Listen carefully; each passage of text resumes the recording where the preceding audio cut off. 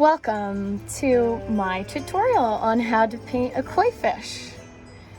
Today I join you from the comfort of my backyard, where I hear the birds chirping, the sun is shining, and I'm listening to some music, just because that's what I like to do when I create my art. Now we can see this koi fish here, the multiple koi fish that I've created, are all different shades of pink and orange. So what I'm going to do is I'm going to start off by adding some paint to my palette, this watercolor palette. I add a little bit of orange, a little bit of red, and I really load it up. Now what I'm going to do is I start with a point. I don't want to outline my fish and create the shape of it first like you would when you're painting a traditional painting. I want, for this, the brush to do the work for me so that it's very simple and very methodical, and it's just more freeing when we're simple. So we start with a point, we press down, and then we see the brush is being used in that way to create a shape, so we just carefully come back up to create a rounded shape to the top of the head. Now off this back side of the fish, I'm gonna again start with my point. I come back down and I glide back up to a point. Now because this area is dry, I can't really do what I did very well here, which is just add a couple little spots in there. So what I'm gonna do is I'm gonna just reline this area again with a little bit more water, a little bit more paint. And now I'm gonna go in with a little bit of red, and I'm just gonna speckle. And naturally what happens is the paint will distribute itself and just dry in a non-dot form. It's more of a spotty area. Now off of this body, we're gonna use just one stroke rather than two. And around the 30% portion of the body, we're going to create with a point and a very light pressure this fin right here. So I'm going to do that. I start with a point, I press down, and I come back up. Now that was a little bit of a Nemo fin, so we're going to go back in. We're going to reline it. We start with a point, we press down, and that's a little bit more proportional. We can position the paper so that it's easiest for us to work with. It's dry on this side, it's wet over there. So now I start with a point, I press down, and I come back up to a point. See, I needed another attempt at that one too, but it happens.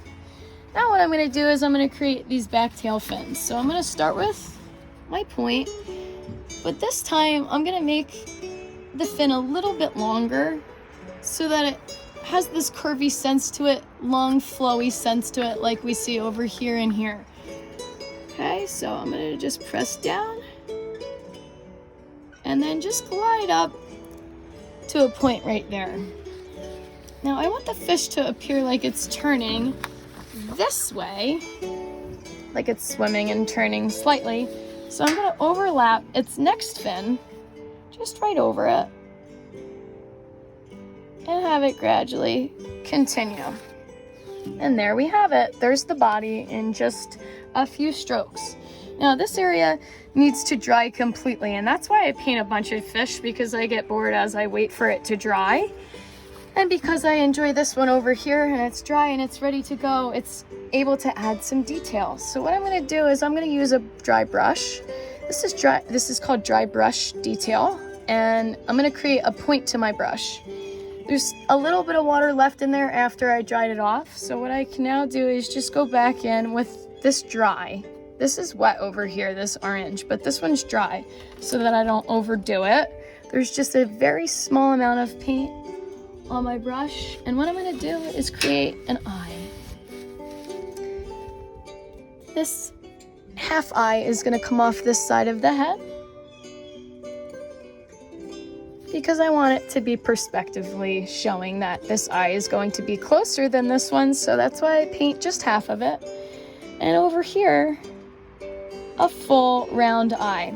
Now I know I told you don't paint outlines with this lesson, but when we get to this point, we do.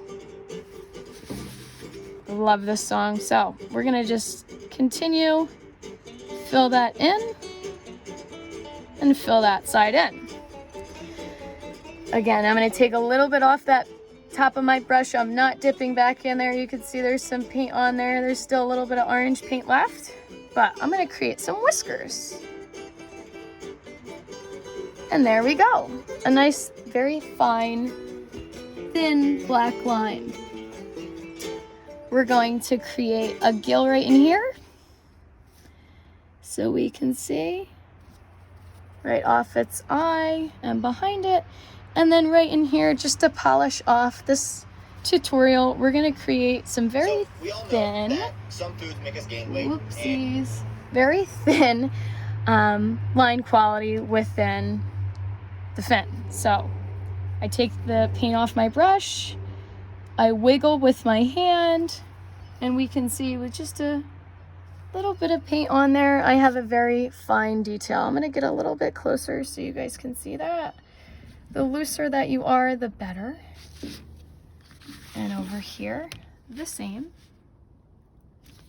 Little bit off. I can always test over here like this too, but a little bit off. I can go and extend a little bit off of the fin so that it again looks like it's very delicate and it has that textural quality to it. And there we go. There's our koi fish. I hope you enjoyed this lesson. Be sure to stop in for the next one. Have a great day.